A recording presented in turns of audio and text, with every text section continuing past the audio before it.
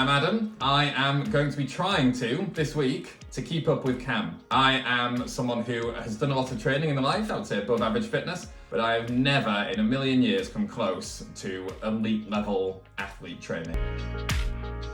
Magic Mountain is a social health and fitness app. So that means is you can either work collaboratively, to try and achieve a goal with other people, or you can compete in challenges. It's all about bringing groups together. Not everyone is blessed to have your kind of personal motivation. A lot of the time they need other people around them to help them do it. So we made Magic Mountain as a way of kind of doing that all in one place, and it's really good fun. Basically, it's a way of tracking your workouts either through a wearable, like an Apple Watch, Polar, whatever you use, or you can do it manually, and you can see what everyone else in your team is doing and see who can climb higher on the mountain. It's based purely on output, because everyone wants to win. You know, you turn it into a competition, no matter what, everyone's gonna push that a little bit harder in the session because they want to have the biggest session numbers, or they want to have the biggest week numbers. You know, what I want to kind of see this week is how it translates from the kind of sports level that we're currently working at to elite level. You know, does this add to your training? Do you find it interesting and engaging? I have to survive tomorrow. Any tips? What am I going to do? I've never done anything like this before. The training is going to be very similar through every day, so that gives you a little bit of a hint. But the biggest thing for doing so much training is your recovery. You can't continue to do the training if you're not recovering to do the next. You might survive first to second session, but if you've not ate enough, even before that first session or in between that first and second session, that third session is going to be just terrible. You'll be trying to fit around this with your work, so it's going to be even more difficult. But if you're able to just relax between sessions or between your workouts, then it's going to make it a lot easier. Not just relaxing, we need to eat and fuel up, because remember, food is fuel, and it's not just, okay, I'm not sure how much you're used to eating, but you're going to have to eat a lot. I'm burning 50,000+ calories a week. So I'll head straight to Sainsbury's after this call. Are there any foods that you think are an absolute must, like pastas and stuff like that? Like, what should I be aiming for? It doesn't really matter specifically what you're eating. Of course, if you're just eating cookies all the time, you're going to end up running into some issues. But the food itself is, you need to find something that you can continuously eat. And so for me, that rice is so easy to eat. You can put anything in it, whether it's a stock cube and flavoring the rice, whether it's some meat, whether it's some plant-based options, put anything in that rice to flavor it up. People talk a lot about protein and getting enough protein in. Yes, we're doing a lot of training and it's getting protein in, but I feel like protein's quite easy to get the amount that you need, but it's the amount of carbs doing this amount of training that you need to get in. So for me, get like the microwave bags of rice, whether it's Uncle Ben's or Sainsbury's brand, whatever it is. So easy to make and so flavoursome. Yes, it's a little bit more expensive, but if you can manage that, then it's so easy. I usually have 3 or 4 of those per meal. So after my first session, I'll go 3 bags of rice and say, I'm actually on a sort of vegan diet at the moment, so I'll throw in some sort of tofu or something like that, some flavoured protein-based thing to bulk the meal up a bit and just fire in a bunch of veg. As the week progresses, it's trying to find those snacks and foods that you are like, oh, I'm quite keen to go eat that. One thing, I've got these. These are actually full of protein. They taste good, or they taste like not just like cardboard, and full of protein and full of carbs. An easy snack for me is pretty much a box of those. I'll have like so I'll sit down and so I've got like 10 boxes in the van just now. I'll have one of those in between one of the sessions. Another thing is you're going to have to continuously eat, so you might not feel like so you might do weights, eat, session, and then not really feel very hungry because you've already had quite a sizable meal between here, but you have to keep going. You have to keep pushing it and going. The key to the meals, like I said, is carbs. The concept of eating more blew my mind. I was thinking just in my head, oh, you'll have a bowl of cereal between sessions. But no. This is sort of your normal bowl, and then this is my usual cereal. So that's another tip. So get yourself a big bowl, a big salad bowl, and just fill that up with your food. Do you have any tips? I know this might sound silly, but for people doing it on a budget. You know, you're a professional athlete. I guess part of your job is spending money on food. Are there any tips you have of like bulk buying, or if someone on the street wanted to do this? I mean, eating this much food does get really expensive really quickly. I have to sacrifice a little bit so I can eat all this food. So I'm kind of on, not quite fully on budget, but I need to make sure I'm not just going crazy. Because I could easily go to the supermarket and spend £200 on a week of food. But I could also get the same amount of food for £50, £60. Then you can get the microwave packets of rice. You can spend £2 on one packet. You can spend 30p on one packet. And then you can go even cheaper and you can just buy the uncooked rice and cook it yourself. For me, the convenience outweighs I don't know how they're doing it, but the price of the uncooked rice versus the cheapest microwave bag rice is not too far off. Bulk making food is super important. The best things for the budget would be planning it out. It's so easy to go to the supermarket and think, I need to eat loads of food today or this week, and just get loads of food. Whereas you say, okay, I'm going to have 4 rice-based dishes this week.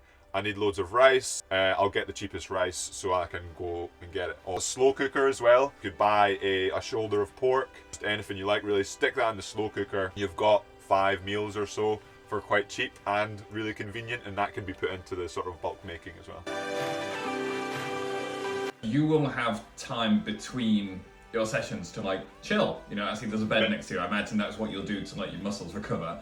I'm going to try and balance this week with a full-time job, which granted, I'm really lucky that my work is super flexible. I'm probably going to be sat in this chair for the majority of the time between the sessions. What would you do to recover if you couldn't do what you normally do? Are there any tips there? It's about the planning. If you know what's kind of going on, I've not told you all the training yet, but if you know what's going on through the week, kind of say, okay, on Wednesday I'm going to be really tired and really need to almost block off time or know that I can rest that day. So maybe on Monday, Tuesday you bump up the work a little bit. Your body can only do so much. Just because, say, you're doing something to do with your job, that doesn't mean that you're not spending energy. Just because you're not in the gym, you're not on the water, you're not on the rowing machine, that doesn't mean that, oh well, Cam's doing, say, just for example, 3 rowing machine workouts today, but I've only done 2, but I've also done my full-time job today.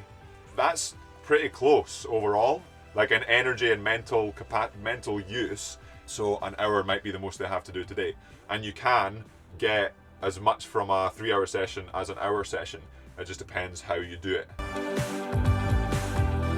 Trying to do your program as a beginner rower, I think a lot of the difficulty for me is going to be in doing the distances that you do. And I'm sure quite a lot of people that watch your videos are either relatively new to rowing or like me, when I first saw some of your videos, I was literally looking at getting into it. I'd never rowed in a boat before. I saw your 2K video and I was like, that's cool. And then as I've learned to row over the last 3 months, I'm at a point now where I can paddle around, but to do 16K of rowing on the water would take me forever. This program that you're doing, how do you think that would translate to the hands of a beginner? Could they try and do it and would they get better at rowing? Or would someone who's a beginner have to tailor this down in order to kind of develop in stages? For a beginner, I wouldn't recommend doing this type of training. Not only are you doing the higher volumes, like you said, it can take you a lot longer.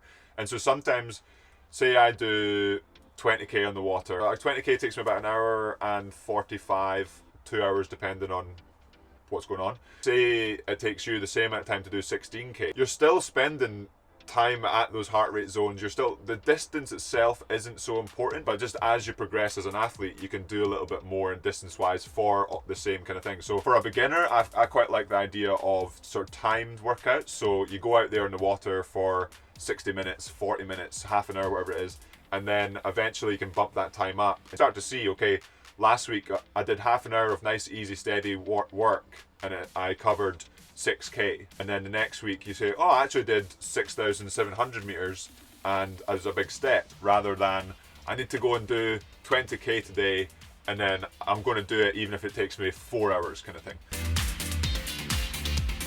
The training throughout the week is probably going to be slightly more volume than you may have ever done. So to start off with, Monday, we're going to be doing weights sessions. So we're going to head straight to the gym, probably quite easy. But what we're going to start with is 10 by 10s. So a little bit of volume training in there on trap bar deadlift. So I'll be doing this. So So this is coming towards the end of my trap bar deadlift work. But luckily there's not too much apart from that. We do a little bit of push work and a little bit of pull work, and that's our gym session finished. Cool, and then that's it for tomorrow. No, so we have weights and we do get a lovely little break. So for me, since that's all I do, I basically train all day, every day. So I get about an hour and a half roughly in between my weight session and the next session. And that next session is going to be roughly 16 kilometers on the water, and I'll be in my single. So if we can get you in your single or on the rowing machine going for 16k. Okay, so 10 by 10 deadlift with a weight I can't lift, and then 16k of rowing. Yeah. Okay, then that's it. No, not for a Monday. Monday is one of the 3 session days for the week. So we have the weight session, the rowing session, and then a lighter cardio session. I've been really enjoying getting out on the bike here in Scotland. It's getting a bit darker at the end of the day or in the middle of the day, and the weather's getting a bit rubbish. So either on a static bike or out on the road for roughly an hour. Depending on your speed, that could be 20 to 30k.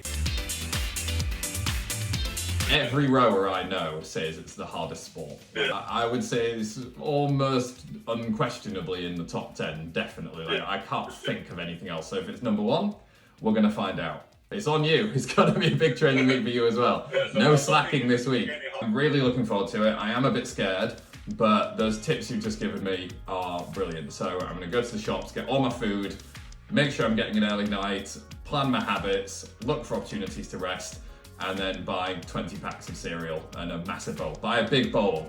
Number 1 thing. I'll be here obviously for the entire week, so if you're having an issue with the training or you just need a little bit of a helping hand, just I'll be here to give you that and get you through the week. Thank you very much. Really appreciate it. Gonna be good. There we go.